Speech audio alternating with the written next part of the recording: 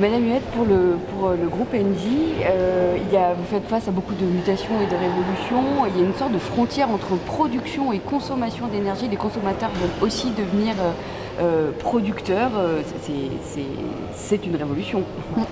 Effectivement, la révolution, elle a bien lieu dans le secteur énergétique.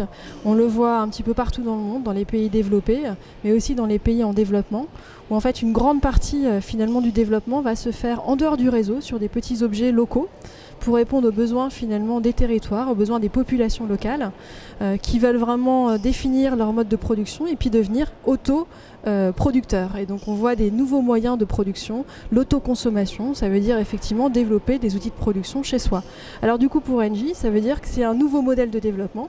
C'est un modèle de développement qui est beaucoup plus local, qui est beaucoup plus proche finalement des populations, pour définir finalement des nouveaux objets qui sont beaucoup plus petits et qui sont beaucoup plus à même de répondre finalement à leurs demandes.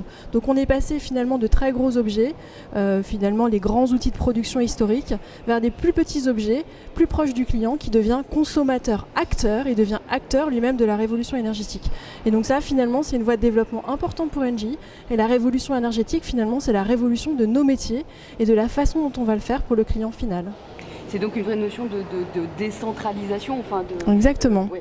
Exactement. Aujourd'hui, on voit trois piliers finalement dans la révolution. La décarbonisation, donc une vraie volonté au niveau des territoires à l'échelle mondiale, quelle qu'elle soit, d'avoir un bouquet énergétique, donc un équilibre énergétique qui soit moins consommateur de charbon, moins consommateur de carbone de manière générale.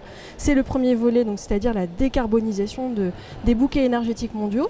Le deuxième volet, c'est la décentralisation, plus petits objets locaux pour répondre à des besoins locaux. Donc ça veut dire que c'est aussi à nous de définir finalement les nouveaux modes de production à cette échelle locale. Et le troisième volet, c'est la digitalisation, c'est-à-dire l'interface entre le digital et l'énergie, puisqu'on voit que demain, on va vers des milieux qui sont beaucoup plus intelligents. Et finalement, ça, c'est aussi un nouveau mode de production, le digital dans l'énergie. Et c'est ces 3D finalement que sont pour nous la révolution énergétique.